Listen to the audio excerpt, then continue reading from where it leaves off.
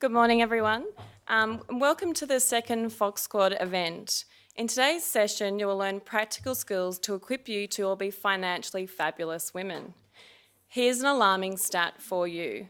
On average, Australian females retire with approximately half the super as opposed to men, which is why women require more financial guidance and support and tips whilst planning their future.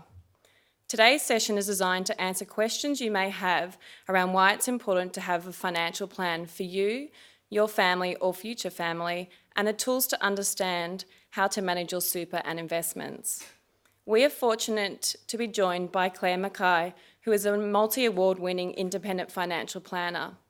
By trade, she is a chartered accountant and tax analyst, self-managed super expert, and a lawyer. She works with high net worth clients across Australia. Claire is a highly sought after keynote speaker and media commentator who is featured in the ABC's Financial Quarter, Channel 9 News, ABC's 7:30 Report, Sydney Morning Herald and The Age, and also is a featured financial expert on radio, to name a few. Claire has a clear, strong vision on how she does business. She strives to deliver her clients with high-quality, professional, ethical and tailored advice. From her blog, it looks like she could also share some insights around the Brangelina financial split. I'd also like to mention that Jay from Payroll is on hand during this session.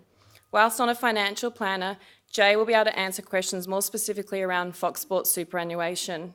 Please join me in welcoming Claire to the stage. Thanks, Gemma. Can I use this as well? Because I'm a bit of a wanderer. Is that okay? Excellent. So, being financially fabulous. I'm so glad that you've all decided to give up this part of your day to join us. And I know that we're on a really strict timetable. But the point of this session is to answer your questions. So if you have questions during what I'm talking about, put your hand up and I'll either say, yep, we're going to cover it, or we'll address it there, or it might be more worthwhile having a conversation offline. Okay, so just want to make sure that we keep to the time. I'm also an absolute sports fanatic, so this is like a dream come true to be talking to you guys. Okay, so you'll notice that throughout the presentation I don't mention the word wealth once. And the reason is being financially fabulous is not about having millions of dollars in your bank account. It doesn't mean earning the top salary here, which I hope a few of you one day will achieve. It means that you understand your finances and the decisions that are right for you in your circumstances. It means having confidence about your money and your future. Okay, and that is what being financially fabulous is. So, but we've only got an hour, and I want to make sure that at the end of this hour you can walk away and say, I know what I need to do to be financially fabulous. So this is our agenda. You know, we're corporate, we've got to have an agenda. You already know about me, so I won't labour that, although I did, I think, again, consistent with this theme of the sessions you're having with the women, your colleagues, is that I was named one of Australia's top 50 financial advisors in the country on Friday. And I don't normally boast about my achievements, but I think when you're a female, you probably don't, and we take it for granted. And I want to be able to say that I met at this session the future CEO of Fox Sports, the future CFO, and the future top presenters, that, if you're not already. And unlike at the BBC, that you're getting paid exactly the same as your male counterparts. Okay, these are my clients. Most of my clients are retirees or pre-retirees, so they're mainly a little bit older than you guys. However, I do have some young clients who, through unfortunate circumstances, have come into their family wealth, or through sheer hard work have had a successful business. So my clients are savvy, they are experts in their field, and they partner with me to help them navigate the complexities of finance so that their family are financially fabulous. Okay, let's get on to it. So what does it look like? I've given you what I think it looks like. In your mind, each of you will have your own definition of what it means for you. Yeah, and so what I don't know if any of you read Mamma Mia. Does this work? So a few weeks ago, they had an article written by this woman who had this quote in it. She said, don't pay off your bills, put the money into gold and pearls. And miraculously, the bills will go away. Bills will stop coming because the universe knows that you don't pay your bills on time. The universe knows that you will look after yourself. Yeah, she's a loon. She is crazy. This is not a financially fabulous person. You know, look at her with her fabulous sunglasses and her glass of champagne. She looks financially fabulous, but scratch the surface and she still has the ridiculous debt that she never paid because she went and bought pearls instead. The reason I bring this up is that you don't know by looking at anyone what their financial circumstances are. They might have the latest watches, the latest cars, the latest phones, the latest, most beautiful kitchen at home, whatever it is. You look at them and think they've got it made. They look like they've got their shit sorted.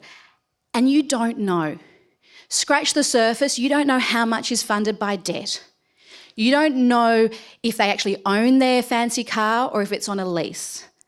You don't know if their grandparents or their parents are helping out with their mortgage or their grandchildren or the children's education.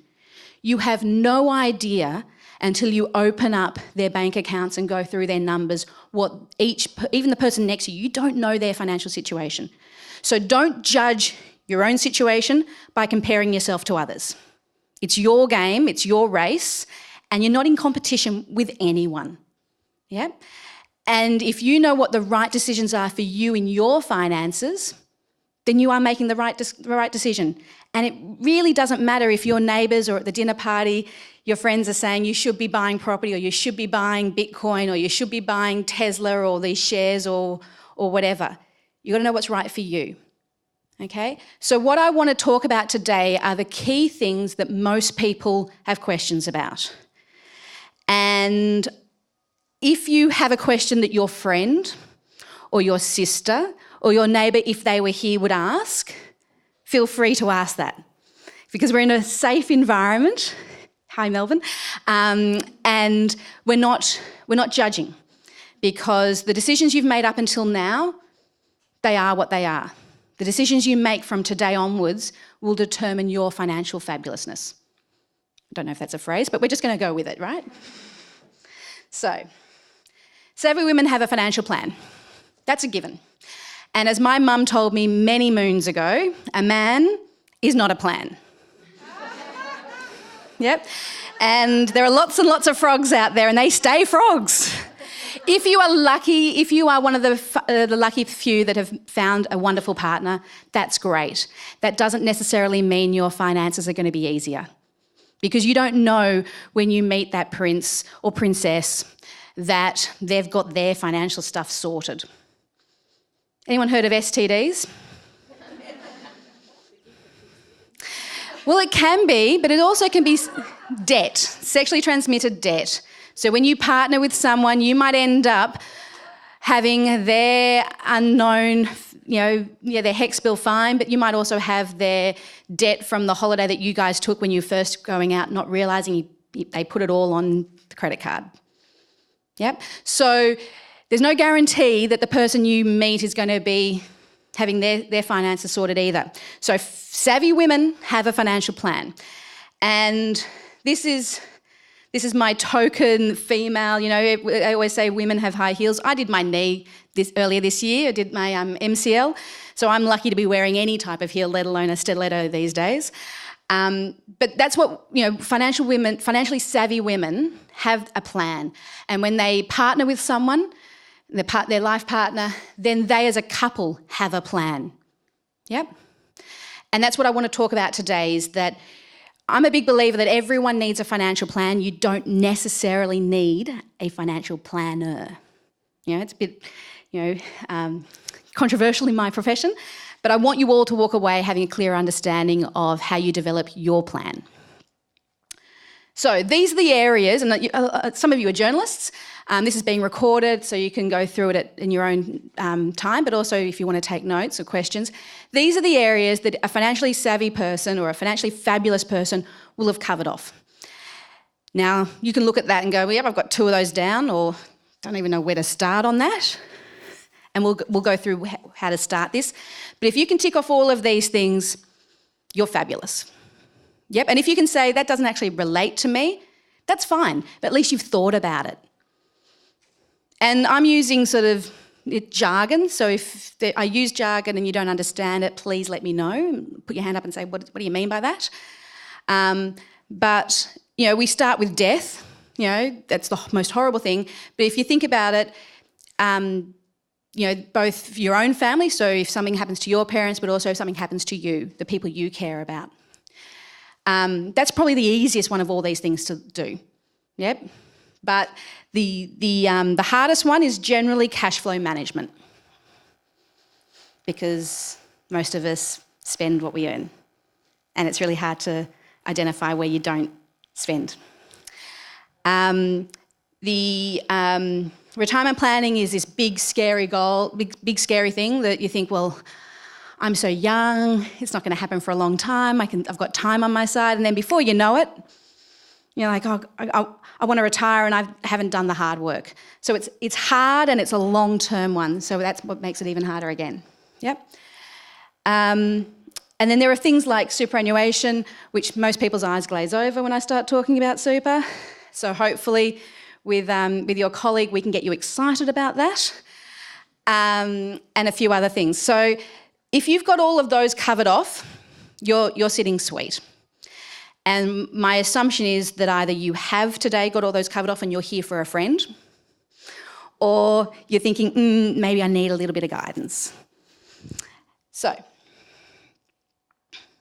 before we get into what I think are some common concerns, let's have some interaction. Sorry, Melbourne, can't interact, but let's have some interaction. What do you think, not your concerns, but what do you think are some really common concerns that most people would have about their finances? When you're a saver and your partner's a spender. Oh, the saver-spender dynamic. That's a good one. What else? How much I should be putting away for my future. So how much should I be putting away for my future? Yep. The million-dollar question, how much? Yep. The Sydney, Melbourne, it used to be school fees, now it's how do you ever buy a house in this market? Yep, the property. Any other ones? How to put money aside for your children, or how to sort of... Yep. So, yeah, giving your kids security, because you know how tough it is for you and you think it's going to only get tougher for them. If you're a child, you pray your parents are thinking that. Yeah? Alrighty. You've covered... Oops, I touched something. No? Ignore that. How do I ignore that? Okay.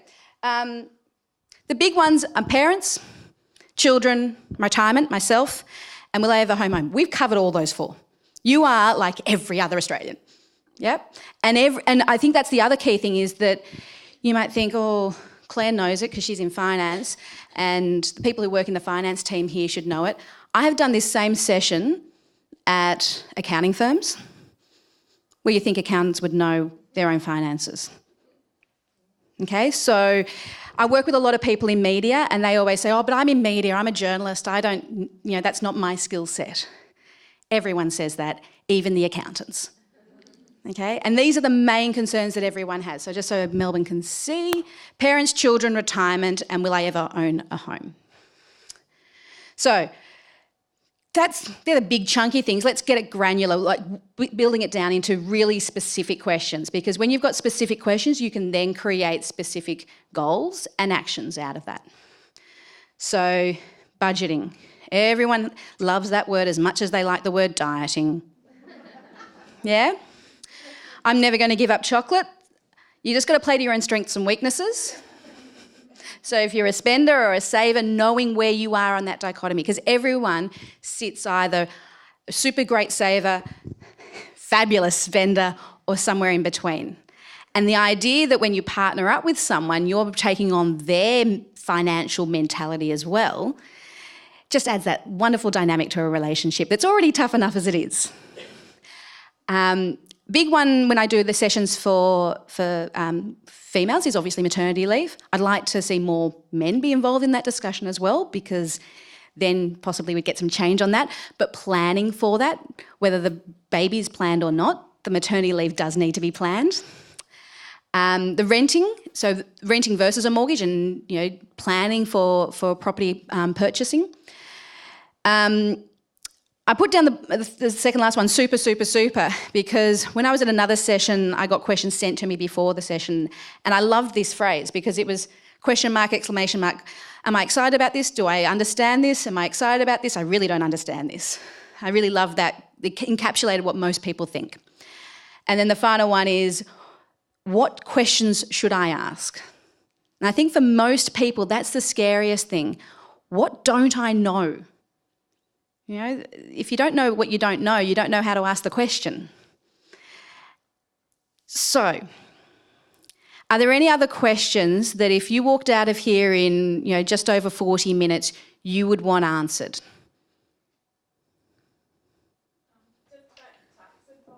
Tax? Yep. Perfect time of the year to be talking about that. Question at the back?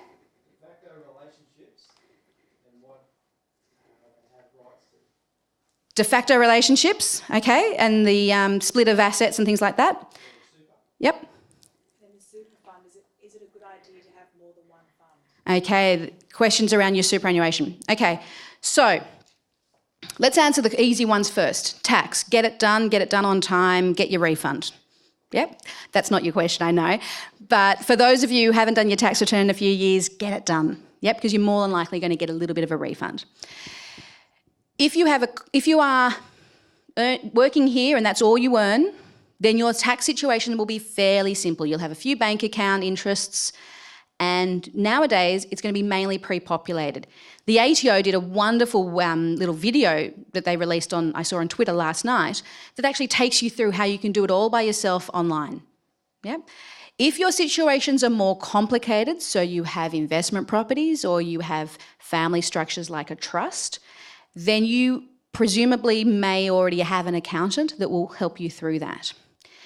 The million-dollar question I get from clients who are senior executives in corporations is, I have paid off my mortgage, I get paid a very good salary, and I pay too much tax. And they're looking for tax deductions. Now, that's great, we're all entitled to do that, but I can guarantee you one way to get a tax deduction: make a whopping big loss on an investment. Doesn't help your wealth, doesn't help your financial future, but you get a great tax deduction. So my concern when people ask about tax is, do everything within the law that you're entitled to do. Make sure that you're not leaving a tip for, who's our treasurer now, Mr. Morrison, but be wary of investments or strategies that are purely for tax, because they can change the law very quickly, or you can end up in all sorts of hurt. So in the aftermath of the GFC, people came to me with these investments that were fields in the middle of nowhere that had nothing and that were never going to earn anything, but they got great tax deductions in the years before it. If the investment is rubbish, it doesn't matter how good the tax deduction is to begin with. Okay? I'm not quite sure if that addresses your question, so I'm happy to have a conversation afterwards, but I think for the general discussion around tax, I think that's all we can really get into in such a short time. De facto relationships. If you've been in a relationship for more than 2 years, everything's up for grabs. Relationship where you live together as a de facto. Yeah? Some lawyers say 12 months gives you standing, and superannuation is part of the assets. However, if you have a family where you have some form of inheritance or you have more wealth, and most people now, because of the rate of divorce, a lot of people are partnering up later in life where they do have assets, you can enter into what we know as prenups, but the legal term is binding financial agreement, which means you can enter into it at any time. The beginning of a relationship, after you've been living together for 2 years, you've been together for 50 years. And you can enter into an agreement where you and each of your lawyers sit down and work out what's a fair split of assets. The family courts can always override that if there is undue influence or coercion, and I'm not a family lawyer, but everything's up for grabs. So be aware of that if you're entering into a relationship where you think you've got more assets than the other. A strong relationship can withstand that discussion. Because it's not about I don't trust you, it's I actually don't trust your parents. Yeah? That's the discussion. And that's also the discussion of, we want to, be doing the right thing. We want to be respectful about each other when we don't necessarily love each other anymore. Question around was superannuation. The short answer to your question was no, but we'll get into that later. So, my two favourite questions that I've had in doing these sessions for a couple of years is what's the difference between financial advice for men and women? And other than putting everything in pink, which is what a lot of financial institutions seem to think is the only thing that needs to be changed, there's actually a fair bit. The big one being, obviously, we know that pay discrepancy means that there's a power imbalance in relationships, a perception of, well, I'm only bringing this much in, therefore I don't have as much say in our financial decisions. That might be an old-fashioned way of thinking. Maybe your parents or your grandparents, where your mother or grandmother didn't work in the workforce, the perception that I didn't bring money into the household, therefore I don't have as much say. These days that's not necessarily true. But also language. The language of finance can sometimes, for many people, be intimidating. And so, again, that idea that making it accessible, making it approachable and making it practical, which is what I'm hoping to make this discussion today about. And then I've had a lot of discussions, particularly with older women who find themselves suddenly single. They didn't anticipate being single in their 50s, and all of a sudden they have to recalibrate what their future looks like. And because, again, the prevalence of divorce, this is becoming more common as well. So, as my mum told me many moons ago, a man is not a plan, but it's also not a plan forever. So a number of my clients are couples where the traditional dichotomy has existed, where the male looks after the finances, but he gets to a point where he realises he's not going to live forever, and maybe his wife needs to know a little bit more about what's going on. I've got a client whose husband was a high-flying lawyer, and he's had some major health issues, and she is now looking after the family finances and never expected or anticipated having to do that. You don't know what's going to happen in your life, and so being confident about having those discussions and knowing the questions to ask puts you in that best position. Okay, so we love Michelle Bridges because she tells us to have a plan. Just like in your fitness and your health and your well-being, financial well-being is just another facet of that. So if you have discipline in other aspects of your life and you feel that you don't have that in your finance, play to your strengths and weaknesses. If you know that you go to the gym 3 times a week, or you get up every morning and go for a run before work, that's discipline. You've got it. You've got the ability to transfer that to your finances. So, what sort of goals do people have? The main ones are buying a home, paying off debt, to getting out of debt, the credit card debt, the personal loan, the car loan, those sort of things. The holidays, yep, everyone has, you've got to have a holiday plan sometime, and paying for that and having that fabulous holiday. These are the main goals that most people have. Yep. So if you're thinking, what are my goals, or I don't have any goals, scratch the surface, you probably do. Yep. And just like I'm sure here at FoxSquad, I'm sure you have plans around your career development, and they ask you to be specific, and it's measurable, and KPIs and all that sort of jargon. It's exactly the same when it comes to finance. So if you don't have any financial goals, I can promise you, you will never achieve them. Yep. So if you at the moment say, no, I have goals around going down a dress size, or going on a holiday next year to Europe, or getting that next promotion, then why the hell don't you have a goal around your finances?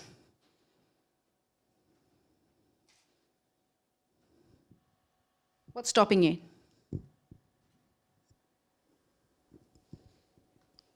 Lack of knowledge. Okay. So what do you need to know to be able to achieve those sort of goals?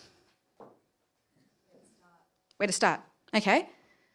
So you're smart people. You wouldn't be working here if you weren't smart, right? And you look around the country, and there are a lot of not so smart people that have done okay. So, yeah. So you can answer these. I can give you the answers, and that's really easy. But, where do you think you need to start? Let's say you want to have a trip to Fiji next year. Budgeting. Okay. We can start with budgeting, the word that everyone hates. Yep. Okay, so you got to plan. You got to get your scuba diving qualification so you can dive over there, and you'll put a plan around that. Yep, you'll go and get your PADI license and all the rest of it. You go and buy a new pair of swimmers to make sure that you look fabulous on your holidays. We need a plan around your finances. I heard the word plan at the back there. So what sort of things, we could say budgeting, which is just that awful word, but let's drill down a bit deeper. What does that actually look like? What does that mean? Saving. Yep. So break that down. What do we need to do? Do you get paid monthly or fortnightly? Fortnightly. Oh, you're lucky. I'm mean. I pay monthly. So you get paid fortnightly. So what does that mean when we say you've got to save? What does that actually mean? What's a practical thing you can do? Yep. So put a portion away each pay cycle. Does pay array allow you to have more than one bank account paid into? How many up to? 3. How lucky are you? Again, I'm not that nice, am I, Ricky? So, how many... Okay, I'm not going to ask the question, but feel good, pat yourself on the back if you've already got payroll paying to more than one bank account. No, we're not looking, we're not judging, we're not comparing. It's an internal pat on the back. It's an internal pat on the back. So, some of you may think, well, I've got a mortgage, I have it all paid into one account because that reduces my interest. And that's fine. That's your strategy and that works for you. But other people might say, well, actually, I know if it's all sitting in my bank account, come the end of the fortnight, I desperately need that money because I've already drunk it, ate it, spent it. Yeah? So having a second bank account that's not with the bank you currently bank with, that may not have ATMs as easily accessible, where your savings get sent to, forces a savings. And you can start small. I mean, what's the smallest amount you can put into each of those bank accounts? A cent. You can start with 1 cent. Yep, you can start with $1. You can make it $20 every fortnight. So the spending-saving dichotomy, I'm a big believer, play to your strengths and weaknesses. I don't see half my pay. I run my payroll. And I separate it out. And that pay, I know that is to pay for my holidays, that's to pay for bills that I've already allocated from that account. And the account that I'm allowed to shop with, to eat with, to drink with, has a much smaller amount in it. Now that's because I need that enforced difference. Yeah, my grandma used to have envelopes. Yeah, back in the day where you got paid Thursday afternoon cash. And so she used to have different envelopes for the different things. And so I have a free online bank account where part of my pay goes. And if I need that money, I have to log on, and I don't have it on my phone app because if I'm drunk, not that I would ever do that, but... So think about how you structure your own finances. Play to your own strengths and weaknesses. And you can get bank accounts where there are no fees, so it's not like you're incurring additional cost to do that. Most banks now will allow you to have an online saver, but again, it's with the same bank, so it might be a bit tempting to draw out of it, and then they may only give you one. So you might say, well, I've got this one, my holiday fund, this one's the everyday living. Yep. So what's stopping you from putting $20 a fortnight into a separate account for savings? Yeah, $20 a fortnight, that's nothing. So then you say, well, that's nothing. That's not really a challenge, is it? Michelle Bridges would want you to be pushing harder than that, wouldn't she? She wants you pushing a truck. So then we say, well, do you start with $20 or do you maybe push it a little bit higher? Start with maybe $100 or $200. And then if you don't really notice it, push it again. You're going to get so many emails after this. He loves it. That's what he gets paid to do. Okay. Okay, we're going to have another session about asking for pay rises, but not today. So what else? What other, you said information, what else do you need to know? You need to know what you're saving for. Because if you don't have a very clear vision of what you're saving for or what the purpose of not having that money in your bank account is, it's really easy to just forget. Yeah? For those of you who got married, what did you eat in the lead up to your wedding? Yeah? You were working out and you were wanting to make sure that those photos, because everyone looks stunning on their wedding day, or if you were a bridesmaid, you made sure that you were looking smashing. And it's exactly the same. If you want to have that fabulous holiday, it's not just to pay for the airfare, not just to pay for the accommodation, it's to actually have the fun while you're there. What else?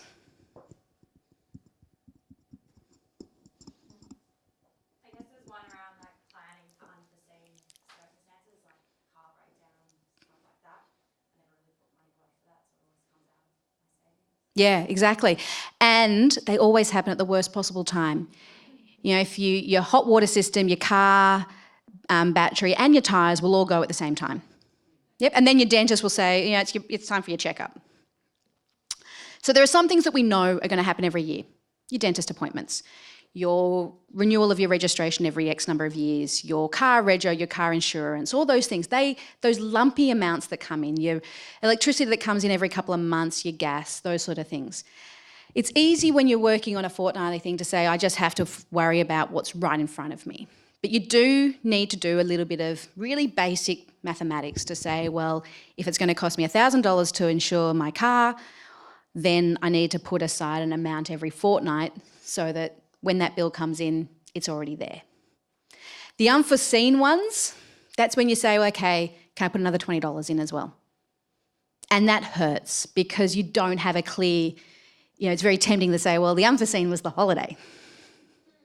Yep.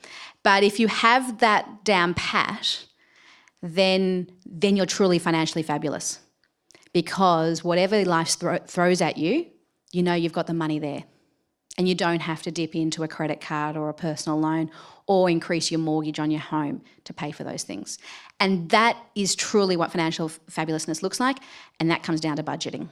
So we can resist it all we like. We can just fight it and say, I don't want to budget, I don't want to be constrained, I want to be free. But doing the hard work now, at whatever level your income is now, each time you get a pay rise, and you will get pay rises because I'm sure someone's going to come in and tell you how to have that conversation, you will then be able to adjust. Think about it. I presume most of you went to uni or TAFE or some equivalent. You had a life back then. You got paid pretty much nothing, if anything, and you still were able to go out to the pub and all the rest of it. And when you first started working, your salary probably wasn't what it is now, and you had a life. So every time your pay goes up, your life goes up with it. And that discipline to say, well, actually, how much am I going to put aside for those bigger goals or the emergency funds is super critical in giving you confidence about your finances. And that I know people who have paid someone like me to help them go through those numbers. You're smart. You don't need to pay someone to do that. You don't even need to have the best Excel skills to be able to do it. You know, think about what your grandma did. She didn't have a computer. Maybe yours did because you're so young. But my grandma certainly didn't have a computer. She had an exercise book, a ruler and a pencil. Yep, there are now apps that can help you work those things out, and they're free. There are some wonderful, and I'm going to give you a website that you can go to that's got everything that's fabulous, and it's all free, and it's all in your best interest. There's nothing, I'm not trying to sell anything. So I do a thing with David and Libby Kosh. It's you pay to do it, they don't pay me. So they do a bit like Michelle Bridges, they do a 4-week money makeover. And they are helping people do what our grandmas just knew what to do. Yeah, because their mothers taught them how to bake a cake and how to manage the family finances. And we've maybe lost both of those skills. So David and Libby are not financial advisors. Libby, Sunrise, all that sort of stuff. David's the finance guru. Libby runs that house. Yeah? And she always says, I don't know. But, scratch the surface. She's the one running around making sure that they're not paying too much on their car insurance. She's got it in her diary to make sure that, you don't accept it when it comes in. You shop around and get a better deal. And if you're sitting there thinking, I just renewed my car insurance and you didn't tell me that, would have been nice to know that last week, put it in your diary for next year. Because even your existing provider online will give you $100 off. Yeah? And I told my parents this. My father started my business, and I told my parents this just before they renewed their car insurance. They had no idea. Because we're trusting people. I've been with this company for 20 years. and you just assume you're getting a good deal. Don't trust anyone. Always shop around and get a better deal. Always ask, what's the worst thing you say if you ring up your existing insurance provider and say, can I have a better deal? What's the worst they're going to say? No. And you say, okay, well, I'm going to call the other company. Oh, we'll give you $50 off. 3 phone calls and you'll get a better deal. So David and Libby do a thing with people where over 4 weeks, they help people get organised. And you pay $400 for the privilege. Now, if you need this, is a bit like a financial boot camp, highly recommend it. I get no financial incentive out of this, so it doesn't matter to me. But what I do know is that they are not trying to sell anything other than, their wisdom and advice. But I'm giving it to you in the next sort of 5 minutes. This is what you need to know. Your income. You know that. What you spend. If you don't know what you spend, let's just assume you spend everything. Yeah? Your assets. We ignore the nice assets, like clothes, jewellery, home, car, because you're never going to sell them to make money unless you are one of those people who go, you know what, I've got a great wardrobe and I can sell it on eBay. And then your debt. Now, this is the area that we don't like talking about, but more Australians than ever have outstanding debt on their credit card. So don't feel bad if you have that. All right, but no judging. But if you do have it, get rid of it. What's the interest rate on credit cards? Sorry? No. 3 to 4%, you're lucky if you're getting that in your cash account. Your credit card minimum is going to be 11%. You're lucky if it's less than that. All right? And if you don't pay it off in full by the due date, you are paying, some people, because they do it regularly, it's 22%. They've never shopped around. And if you ever read your statement, they'd stop sending it to us by mail quite deliberately, so people would stop reading them. But if you read it, it will tell you that it will take you 35 years if you just pay the minimum. Yeah, or 50 years, or however long it is, right? So if you have a credit card debt today, make a promise to yourself that you want to be financially fabulous, get rid of it. Pay it off as quickly as possible. Yes? You have to have discipline. So if you decide to transfer it to a zero balance transfer and they give you 12 months to pay it off, if you don't pay it off, if you add anything on, there's going to be a whopping big interest rate on that. So you have to be disciplined to then take that transfer, destroy the card they give you, never use it, and absolutely know exactly the date that you'll have it all paid off. I have seen people who've done transfers, and they end up in a spiral of horribleness as opposed to fabulousness.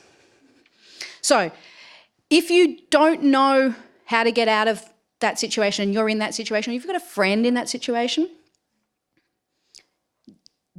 make the line in the sand and say, that was the past. What am I going to do going forward? You have to, because if you don't, I know a girl, she's now 30. When I met her at the age of 27, she had a $30,000 personal loan and credit card combined debt. In 2 years, she got a second job.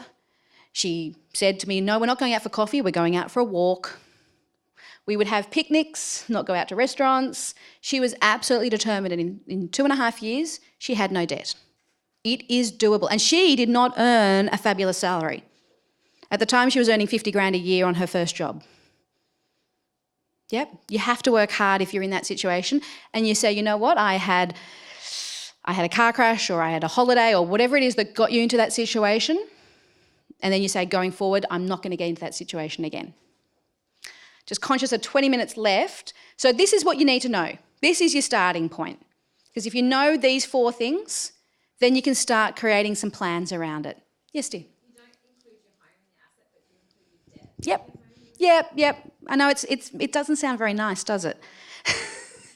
Because if you don't live in your home, you're going to live somewhere else. And in Sydney or Melbourne, you're going to live, you might downsize, like your parents or grandparents might downsize, but they actually go sideways in cost. Yep, and it costs an awful lot as well. The other thing is you can't sell a living room. So if we're talking about investments in assets that can actually either improve your financial situation. So I used to lecture at university and I had students say to me from from India, jewellery is an asset because in India, wealth is covered by gold. And that's great, but I say, well, you may as well just wear it. Yeah, and if you're not wearing it, work out how do you take value out of that. So that's the first thing you need to do, because once you know where you're at, then you can start making decisions about where you want to be. Yeah? Okay, what sort of expenses do you think most people would have? Quick quiz. Coffee. Yep, I gave it up. I know, yes. Ricky will attest that the office was pretty miserable for a while there. Hopefully he said it stopped, but maybe it hasn't. I don't know. Coffee is a big expense, and you know what? It's a ritual. And again, I'm not going to give up chocolate, so I never say to people, you have to give it up. But just know how much you're spending on it. What else? Groceries? Phone? Daycare. Daycare is a huge cost for those with kids, yep. And if your children are small and you have daycare, you can probably afford private school fees once they leave, because you've been living on those sort of fees when they're 2, 3, 5. And that's why I say planning. You may not plan to have a child, but the rest of your life is going to have to be planned, because for such adorable things that we adore and love, they're pretty expensive. What else? Eating out, like buying lunch. Yep, buying lunch, car. Hairdresser. Going back to car, I did a thing with Year 9 students at the local girls' school in Chatswood, and they're all wanting to buy a car in the next few years when they get their licences, and they had no idea all the things that it costs when you buy a car. It's not just the car. Oh, you got to buy petrol. Oh no, Mum will look after that. No, she won't if I have anything to do with it. Rego, insurance, the tyres or the battery if it goes flat. Yeah. So yeah. What else? You mentioned groceries. I remember as a kid, my parents were teachers. My dad taught at night, and that's how he met my mum. And I remember being so embarrassed going to Franklin's to shop. They didn't have shopping bags. We had to pack it ourselves. It was all no name, and it was so embarrassing. I go to my friends' houses for a sleepover, and I'd have, Cocoa Pops, the real stuff, for breakfast the next day, not the yucky home brand. Nowadays, it's cool to have home brand. Aldi and the new ones that are coming in, it's like, it's almost become a fashion thing. We shop around now. You can go online and compare, and savvy people say, well, I buy this from Aldi, I buy this from Coles, and I buy this from Woolies because I know I get a better deal. And who shops with a shopping list? Pat yourselves on the back. Look around. If people shop with a shopping list, ask them why. You know why? They keep to a budget that way, and they don't buy chocolate. I can't go shopping when I'm hungry. I can't go shopping at that time of the month. I will buy everything with chocolate in it. I did it once, and I looked down at my shopping list, and the girl going through the counter said, and I was like, yes, I've got tampons and chocolate in every form. So play to your strengths and weaknesses. A shopping list means that you know exactly what you need to buy. You're not tempted by the impulse buying. You don't end up buying things you end up throwing out. And you generally are the sort of person, if you have a shopping list, that will say, oh, that's X per 100 grams, whereas that is Y. So you end up comparing and contrasting. You might say, well, that's just chicken feed. I might as well just go to the convenience store and get my Coke from there instead of going to Woolies. But it all adds up. And those, my clients who are super wealthy, they know the value of all those little cents. Yeah? That's a common thing of all my clients. And we've got clients who could have all their cash sitting under their bed in a box of actual coins and notes, and they would never run out of money. And they travel all around the world having these wonderful trips. But they know exactly the value of every dollar. Okay, so these are the main things.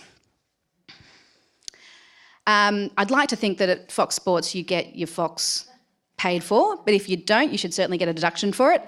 Like I said, a lot of people, the things that hit your credit card every month are the easy ones, because it's the ATM withdrawals that most people don't know what it gets spent on, or it is the now we can just swipe on everything, so you don't really are using cash, so you don't really know how much you're spending. So one of my clients, His wife gives him $20 at the beginning of the week and she gives him lunch. You know, old-fashioned, she makes him lunch. If he spends that $20 on other things, then at the end of the Friday night, that's the drinking money gone. Yeah? And she's like, I'm not giving him any more because he's got to come home and look after these kids because I've been looking after them all week. But you play to your own strengths and weaknesses. So if you're buying lunch every day, do the maths. What does that cost you? And where would you prefer that money to be in a year's time? A couple of things that are missing out of this list. Okay, yeah. There's lots of things that are missing on this list. The key ones I wanted to talk about was savings. Yeah. I have clients who earn close to $1 million as a specialist doctor, and when he came to me, he had nothing to show for it except some nice clothes, a car on debt. Yep. He rented, he had a fabulous life, but he had no wealth. I have a client who wrote to me an email this morning. When they first came to me, they had 5 pages of 6, 12, 24, 3 years, 5 years, 10-year plan, 6 pages in detail. They both earned the average Australian salary of that time of about $70,000. They now have 2 gorgeous little boys. They have a home where they own all but $300,000 of it. They're in Melbourne, and their home's, ridiculous. They have had all things thrown at them in addition to the car battery going, and financially they are so fabulous, it's not funny. Now, that doctor I mentioned who was earning close to $1 million, his personality, his money personality, was that he was a spender. And he didn't have a partner, and God help us, but I was terrified. Oh my God, he's going to find a girl and then it's going to get worse. And so we had to create a structure for him so he doesn't spend. And we played to his strengths and weaknesses. And he's, 3 years down the track, he's in a much better position. I threatened to sack him because for the first 12 months he did nothing. And I said, you're earning this great money, most Australians would kill for it, and you're doing nothing with it. So it doesn't matter how much you earn, it's what you save that makes you wealthy, makes you fabulous. How do you know where to put your savings? Well, if you have a home mortgage, get that off, pay that off as quickly as possible. 25 years, 30 years? No, 7. Okay, yeah, I'm being ambitious. I'm a Michelle Bridges. Push yourself. You can do it. All right? If you don't have a home mortgage and you want one, you pretend like you've got one. And if you want to be buying in the next 12 months, you shop around and get that best cash rate you can. And every form, they give you honeymoon rates. So after the 4 months, you go and find another one. Yep. You've got to do the extra work. No one's going to do this for you. Unless you've trained your parents to do it all for you, you've got to do it yourself. And to be honest, I care about my clients' well-being. And if you had an advisor, they'd care about your well-being.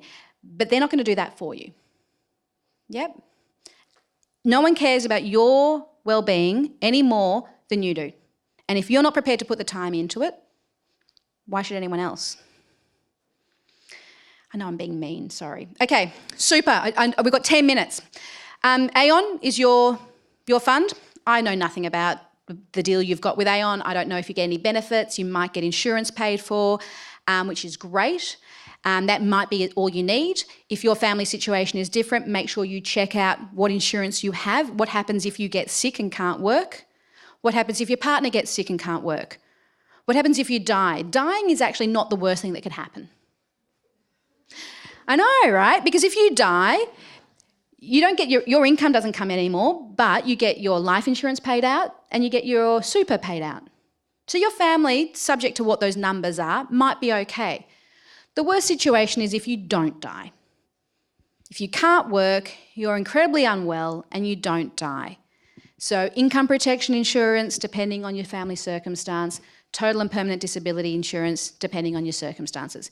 If you're single, don't have any kids, don't have a partner, then you're thinking, my parents and siblings will be fine. But if you've got a family, you owe it to them to know what's going to happen. Yeah? If you don't have a family and all of a sudden you find yourself in the family situation, then that's when you need to start looking at those things. Okay, and I've put up here the different types of super. So Aon is a retail super fund, but and I'm sure that the team can tell you all the benefits of that, but you should be shopping around. If you haven't always worked here, you might have more than one super fund. Subject to your insurance, subject to your own health, for most Australians have about 3 super funds, one of which they've lost. Right? So there is a website where you can go on for free to find if you have any lost bank accounts or super, and for free you can consolidate your money into the super fund. Okay? If you have other super funds, then you've got to think, well, what's the benefit? And what are the fees you're paying? I would suggest that for most Australians, subject to your insurance coverage, consolidate into one. And again, subject to what Aon has got a deal for Fox Sports, you might want to compare it to some of the large industry super funds to make sure you're getting a good deal. Yep. The ads make a difference. Fees do make a difference.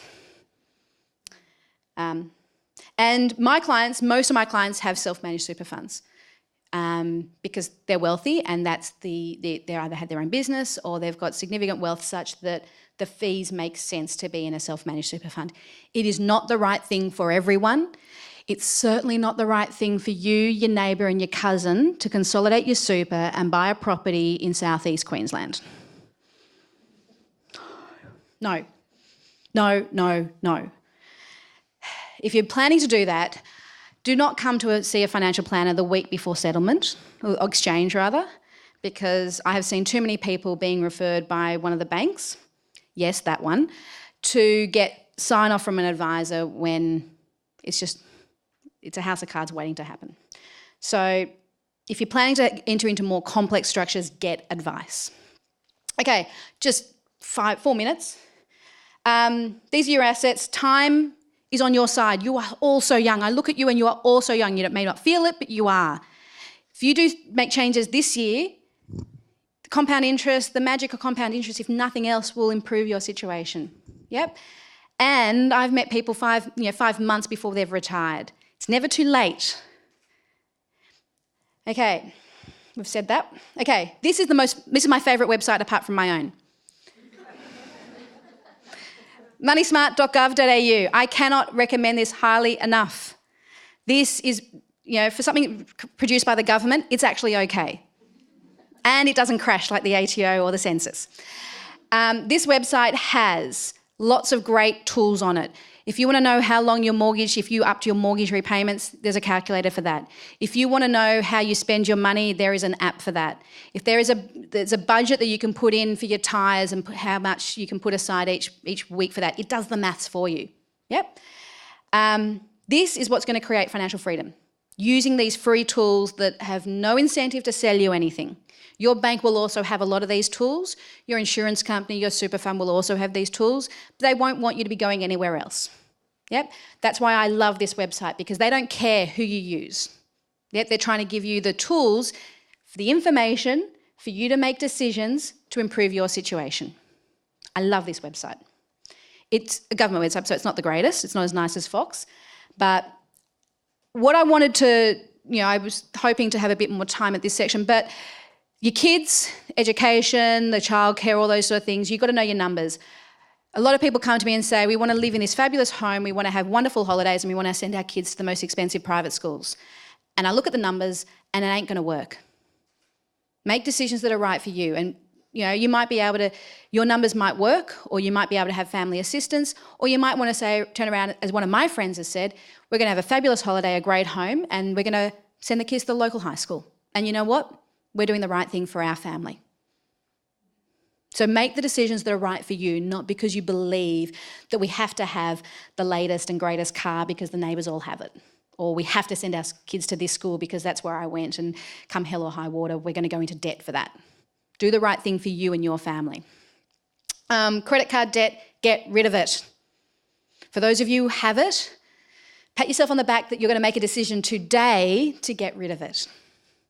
Yeah, I cannot emphasise enough. The emergency fund, when you're in a situation where you know where your money is and you have money set aside, I think Scott Pape calls it your mojo fund, your emergency fund, then you are fabulous, because then you have freedom to make other decisions. So having that money, I had a client who came to me before the GFC, she got sacked. dipped into her emergency fund, got another job, she got really sick, dipped into her emergency fund. But between those times, she'd built it up again. Yep. And she was a single person at that time, and so she had no one else to rely on. This is the slide I really want to avoid. Okay. Nimble, smart little loans, dumb, dumb, dumb. Yep. We all know cash converters, and we know it's a bit sleazy, and we watch those terrible shows on those TV shows, have people going into, pawn shops and everything. Nimble is just an online version of that. It stinks and smells just as bad. It's just got a glossy website.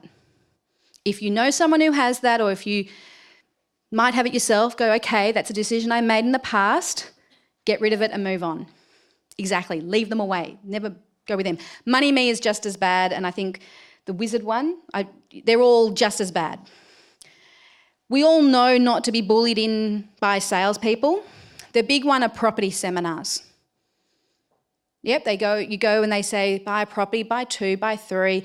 But in 10 years' time, you can have 20 properties, you can retire living on your passive income. If it was as easy as that, then I wouldn't have a job and my clients wouldn't have worked 30 years of hard work to get to where they're at.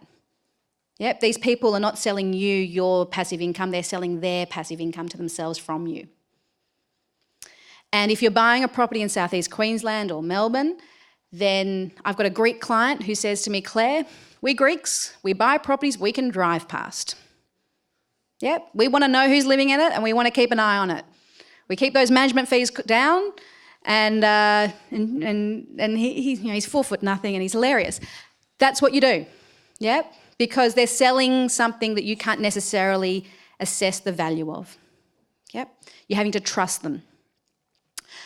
Okay, My Budget and all their ilk are super expensive, and there are free providers that can help you if you are in serious debt or if you need assistance with debt. Okay, so the Financial Counselling Australia has links to people who can help you get out of debt if you're in that situation. Paying these guys to do it for you is not going to be in your best interests. Yep. And then I was talking to a 25-year-old lawyer the other week, and she said, the only super fund in Australia is Spaceship. And because it's on Instagram. And Acorns is the other investment that she knew about because they advertise on Instagram. I've done my own research on both those things, and I think the people are interesting behind them, but I wouldn't go near them with a barge pole. Yep. My father said to me forever ago, never buy anything that advertises on daytime TV, late night TV, on the side of a bus, or with a pretty girl on the front. My Afloat, funeral bonds, My Budget, and now Instagram, I'm going to add to that list. Yeah, do your due diligence. It's really easy to get into an investment. It's really hard to get out. And do your due diligence before you go in. Okay, we are 30 seconds overdue. These are all dumb, not smart, and you are smart. Okay, and this is just, if you are going to work with a planner, make sure you know who they're connected to and make sure they have appropriate qualifications, and make sure you know exactly how much you are worth to them. How much do they get paid and who pays it? Yeah, because ultimately you pay it. You just don't know if you're paying it. And then you're all going to be fabulous. So this is what you're going to do right now. You're going to do a financial health check. You're going to set yourself goals. Give yourself 12, 4 weeks, whatever it is for you. And you're going to have a plan and you're going to do it. That's what you're going to do, right? And, okay, I'm a minute over. And if you don't feel confident about it and you think, I don't know, talk to your colleagues. You're in a safe space here. You're working with some fabulous women, your mentors or your colleagues, and you go, how do you manage your finances? Let's have lunch where we bring our own and let's talk about it. And you can say, look, I'm going to be honest, I'm in a safe space, I am a spender. I know you're a saver. What can I learn from you? And the savers are going to be saying, yeah, but I have a miserable life because I never want to spend any money. What can I learn from you? Yeah? Learn from each other and learn from common sense. Talk to your parents. Talk to your grandparents. No one has a monopoly on this and no one knows what's the right thing for you other than you. but make smart decisions, be informed. Don't go with the marketing hype, do what's right for you. And of course, if you want a financial planner, then you can come and see me. So I'm over time. I got told I had to finish 11, so I'm not sure who's running this rock show anymore, but I'm happy to stay around for questions if you guys have time for it.